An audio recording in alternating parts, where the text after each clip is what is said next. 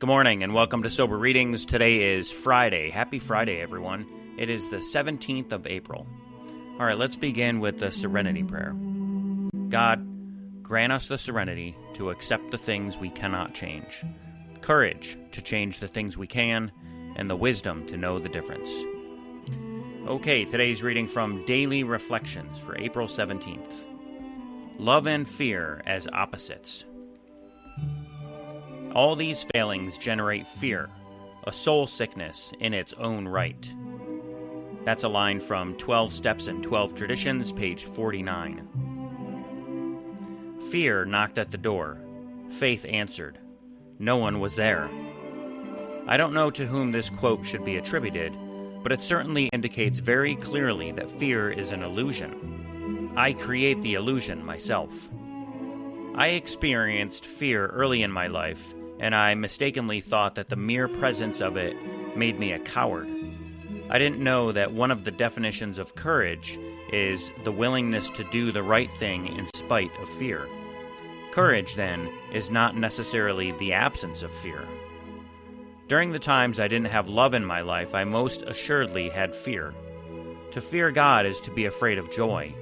In looking back, I realized that during the times I feared God most, there was no joy in my life. As I learned not to fear God, I also learned to experience joy. Today's reading from 24 Hours. April 17, AA Thought for the Day. Every time we go to an AA meeting, every time we say the Lord's Prayer, every time we have a quiet time before breakfast, we're paying a premium on our insurance against taking that first drink. Every time we help another alcoholic, we're making a large payment on our drink insurance. We're making sure that our policy doesn't lapse. So ask yourself, am I building up an endowment in serenity, peace, and happiness that will put me on easy street for the rest of my life? The meditation for the day. I gain faith by my own experience of God's power in my life. The constant, persistent recognition of God's Spirit in all my personal relationships, the ever-accumulating weight of evidence in support of God's guidance, the numberless instances in which seeming chance or wonderful coincidence can be traced to God's purpose in my life. All these things gradually engender a feeling of wonder, humility, and gratitude to God. These in turn are followed by a more sure and abiding faith in God and His purposes. Today's prayer for the day. I pray that my faith may be strengthened every day. I pray that I may find confirmation of my life in the good things that have come into my life. And for today's final reading, we're going back to As Bill Sees It, and today we're going to read from page 273. Compelling Love. The life of each AA and of each group is built around our 12 Steps and 12 Traditions. We know that the penalty for extensive disobedience to these principles is death for the individual and dissolution for the group.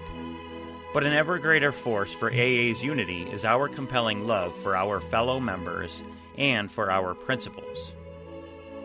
That's from 12 Concepts, page 8. You might think the people of AA's headquarters in New York would surely have to have some personal authority. But long ago, trustees and secretaries alike found they could do no more than make very mild suggestions to the AA groups. They even had to coin a couple of sentences which still go into half the letters they write. Of course, you are at perfect liberty to handle this matter any way you please. But the majority experience in AA does seem to suggest ... AA World Headquarters is not a giver of orders.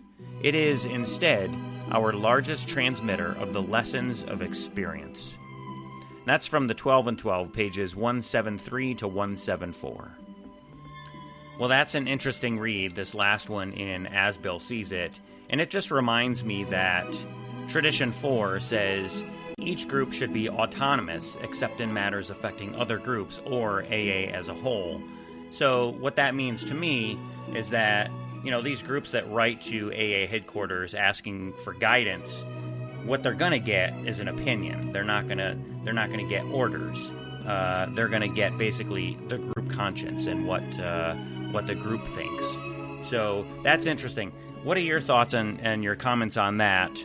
You can send me an email at soberreadingswithscott@gmail.com, or you can go to the website soberreadings.com and fill out that form.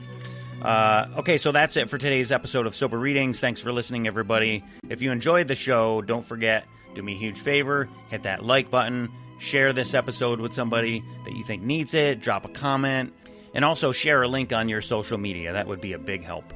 If you'd like to drop $1 in today's virtual donation basket, that's also a big help. Go to soberreadings.com and click that donate button. So again, thank you so much for listening, everyone. Stay sober, keep reading, and I'll see you in the next episode. Until then, take care of yourselves and each other, and remember, just for today, don't drink, go to a meeting, and keep coming back. Have a great day, and as my friend Larry says, best day ever.